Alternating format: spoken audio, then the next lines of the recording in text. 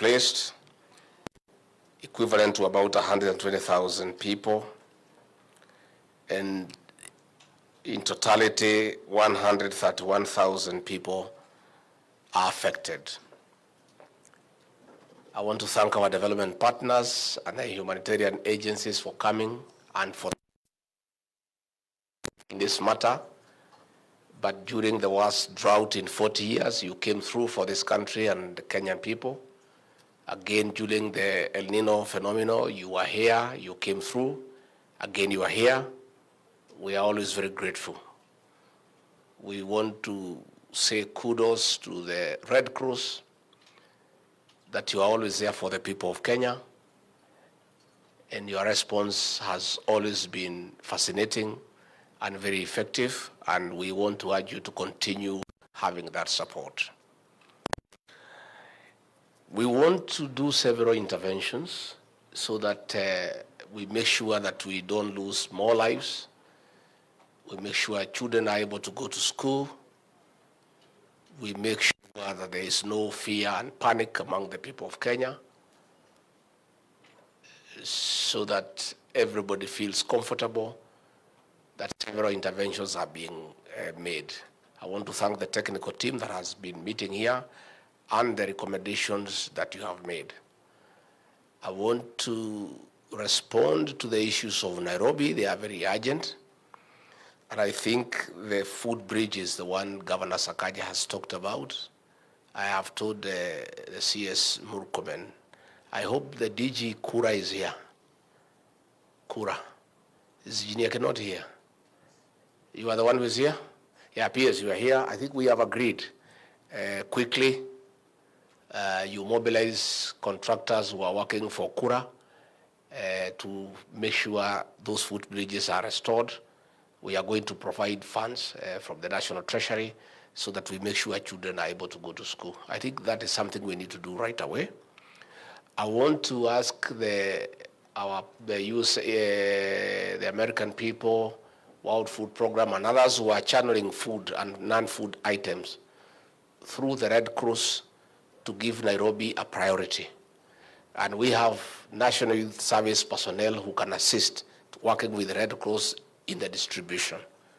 So I want to request our partners to give non-food items in terms of blankets, in terms of dignity packs, in terms of food and any other items that you may have for the people of Nairobi. Yesterday, we did agree that the National Youth Service will create temporary camps for those people, and we want to ask our partners to channel food and non-food items to those people who will be in those camps so that they don't suffer unnecessarily. And I think once we do that, we'll be able to make a lot of good progress. We are in discussion with the National Treasury, and later this evening we'll be communicating to all of you. We are trying to put up about 4 billion Kenya shillings as an emergency intervention from the National Treasury, and we'll make sure at least that the NYS that is doing a lot of work is sufficiently facilitated with resources to be able to carry out the work of settling the people who need to be settled, unblocking drainages, trying to help with the dams where the water is coming from. We'll be able to put some resources to the National Disaster Operations Center so that the people there are able to stay there 24 hours to monitor the situation across the country and propose and initiate the necessary interventions that are required. We'll be able to put some resources to the National Police Service, to the Coast Guard, and to the Ministry of Interior as coordinating and logistic interveners in this matter. That we shall be able to do. We'll also be able to put some money, some resources to the roads department through the various agencies so that we can be able to restore the bridges, we can be able to make sure that we help in unblocking the drainages, and where roads have been broken, they can be restored so that people are able to go about their work. We'll be able to put some resources to the Public Health State Department to be able to make sure that we don't have disease outbreaks, to make sure that issues of cholera and malaria are contained, because where we have a lot of water that is overrunning the slums and the sanitation challenges, we could easily have disease outbreaks, and this is something that we must deal with. In terms of the Department of ASAL will be able to provide some funds for food and non-food items so that we can harness the efforts of our development partners who are also providing food and non-food items. So once we firm up the details with the technical committee and the CS National Treasury, in an hour or so, we'll be able to inform you what we'll be able to make available so that we make the necessary interventions. We have also asked the National Treasury to give priority to counties that have been affected so that they can access funds owed to them for the purposes of emergencies. And again, even where you have exhausted the funds, Governor Sakaja, you can still reallocate within your own space, because at the end of it all that money that you have is for the people of Nairobi. And if they are dead and carried by water, there will be nobody to enjoy those services. So we are going to look at the CS National Treasury. In an hour or so, we'll give you the list of all the counties that are affected so that you look at the requests that have been made for cash disbursement, and those counties will be given the first priority so that they have funds available to be able to make the necessary interventions. We are willing and ready to work with counties in this matter and all other matters. And Governor Mombasa, I'm very happy today you are here. The other time we did not work together because you did not come to work with us, you were talking in a baraza. Then we decided to endelea. But now that you are here, I'm very happy. It's always my joy, that of my boss, President William Ruto, to work together. So to takubaliana, so that we make sure that things are going on okay in Mombasa and other parts of the country. I agree, Governor Sakaja did a very good job last time. In fact, Nairobi, there were no issues in terms of drainage. It was a very, very good job. And I agree, you may have exhausted your funds, but you must also appreciate that Nairobi is huge, with a huge population, and your budget is equally huge. So you must try to see, even as we assist you to restore the bridges, we'll see where we can help, but we also encourage you to see what reallocation you can do so that we can work together. PS Belio, I don't know what is your advice in the school situation in Nairobi. I don't know whether you have done an analysis to make a decision whether we keep the reopening day or we extend by a day or 2 or 3 or whatever. I don't know whether you have thought it through. What is the position? Give him microphone so that we know what is the situation for the governor's comfort so that we are able to plan. Sir, in Nairobi County, we have 64 schools which are substantially affected, mainly in classrooms and the wash facilities. So for Nairobi, we had guided this morning that for some of these, we can deal with them as local issues so that we don't need to ask all schools not to open, but we can deal with them on isolated cases, because in Nairobi we have 210 public schools and almost 800 private schools. So far we have identified 64 which have totally been affected. Thank you, sir. So what will happen? You will extend or you, depending? The 64 we might delay their opening. Okay. Yeah. Fine. I think that is clear, Governor. What will happen is that make recommendations to the PS basic education. Case by case, it will be analyzed on its own merit. Where there is need to extend the opening day, Waziri Education, we can extend. But otherwise, for the purposes of the country, the schools will reopen as scheduled, as planned. But where there are cases where the people on the ground, the county governments plus the national government administration and the directors of education in those respective counties make a recommendation to the PS basic education, we can always extend for a few days as things settle down. I think we are quite flexible, we are quite open, and for those 64 schools, the ministry working with the Nairobi County Director of Education will make an assessment, and where they need to extend for a day or 2 or 3 for a week, depending on the severity of the matter, that decision will be made. But in principle, the school reopening date remains the same, subject to specific cases where they are reviewed and recommendations are made and a decision will be made by the PS. Is that okay, Governor Sakaja? Yes, just a slight amendment. I'd request, beyond just the infrastructure challenge within the schools, allow us to also map out the areas where movement to the schools would be dangerous for the children, because we don't want children now also to try and cross some of these bridges or some of the areas, so that we can add that consideration, Your Excellency. Okay. Yeah. Okay, Governor, we will work very closely. Thank you, sir. The PS is here, and we work closely. Depending on the recommendation that you make, an assessment will be made and directions will be given so that we make sure that our children are safe. You know, we must have safety as the most important aspect of the entire intervention. So I think case by case, the ministry is available. It is ready to make decisions depending on how the case is. I don't know, Red Cross, are you here? Do you have some food for Nairobi and food items for the people we want to put in a camp by NYS?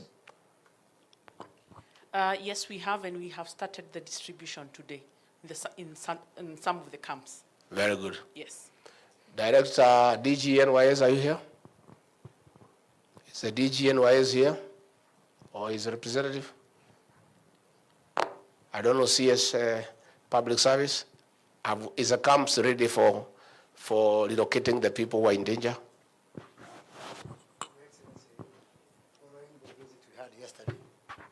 Following the visit we had with the governor yesterday, the schools and other facilities that are serving as temporary shelters appears stable for now.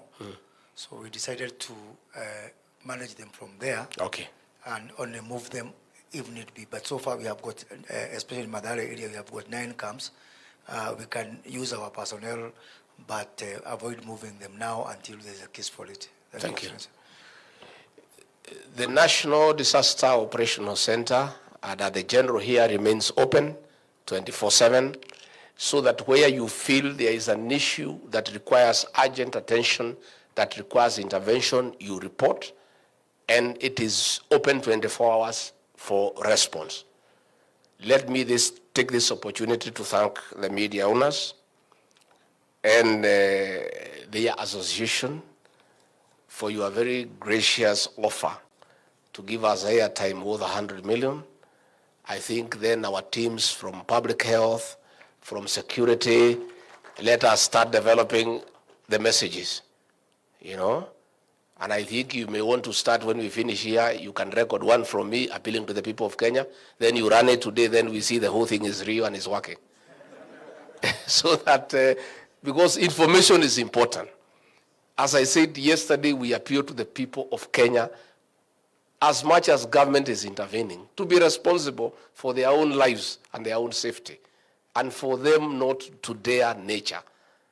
In where we have lost lives in several cases is Kenyans who are very adventurous. They can see clearly. The waters are ferocious. They are carrying cars away. They are carrying cats away. They are sweeping everything, and they still want to cross. And they can see their weight is not that of the vehicle that is being swept. And they still do. So we're asking the people of Kenya also to be responsible for their own lives. And they must know that even if they don't want to leave, they have families who depend on them. This is an appeal that we are making to the people of Kenya. And we also want to ask the media in that offer, please also help us. You know, muko na sauti munasikizwa. Muambie wa Kenya tafadhali wajichunge. Kwa sababu hata tukiwasaidia kama serikali, we can only do so much. We cannot police them. We cannot handcuff them so that they don't jump into the river. They just have to exercise caution and be responsible for their own lives. And they must also know that they also carry the aspirations of many other people, including their families. And therefore, it is, it's upon them really to be very responsible and not to their nature, because they will be the losers. So I want really to thank the media. We'll ask people, the respective ministries, to start now developing content. And we can also we'll also come up with a strategy where we can make people available to come for interviews. Then you give them, airtime, then they are able to talk to the people of Kenya. On top of that, we have daily briefings. We hope that in that package, you can carry those media briefings live every day, so that the people of Kenya can know what is going on, and they can keep, abreast with the developments that are going on a daily basis. From what we have been told by the Meteorological Department, we expect ferocious rains today, tomorrow, Sunday, and Monday that are heavier than what has been seen before. So we are very, very, very cautious.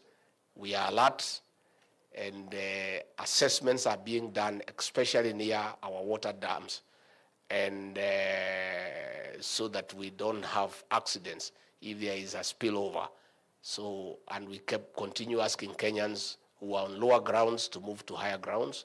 We are asking those who are living near the big dams, especially Kiambere, to move to safer areas, because the dam is full and the rains are still pounding. Is beyond the levels that are acceptable, so anything could happen. We don't want to cause panic, we don't want to cause alarm, but we want to be cautious. We want our people to know that there is danger ahead, and they must be responsible, and they must take measures themselves first before we move them ourselves. If there is need for us to move people, we shall do so.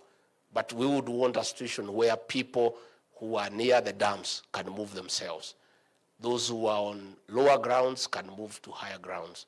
Those who live in counties with a history of landslides and mudslides, they know those areas very well. The areas of Murang'a, the areas of Nyandarua, they know those areas because they are known. We want to ask the people also to be proactive and also to be helpful to the situation by taking the very courageous decision to take care of themselves and their families. So I think in a nutshell, that is what we wanted to say. Let us stay alert. Let us stay available. All those who have been seconded to the Disaster Operations Center, let them be there and let them help us to coordinate the response and make sure that everything is going on smoothly. KMD, do we have any newer briefing? Thank you, Your Excellency. The forecasting office just in the interim period, and the situation is just as we had given yesterday. We are expecting, maybe to correct something, the heavy rains is mainly today and tomorrow. Yes. It will start subsiding from Sunday going to Monday. Ah, very good. And there may be a little break, but we'll give a more detailed statement on Tuesday. Tuesday, what time? What time?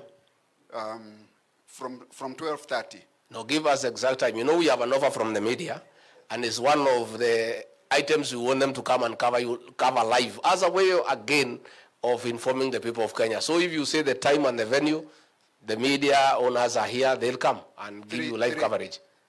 3 p.m., sir, at the Kenya Meteorological Department headquarters. Fine.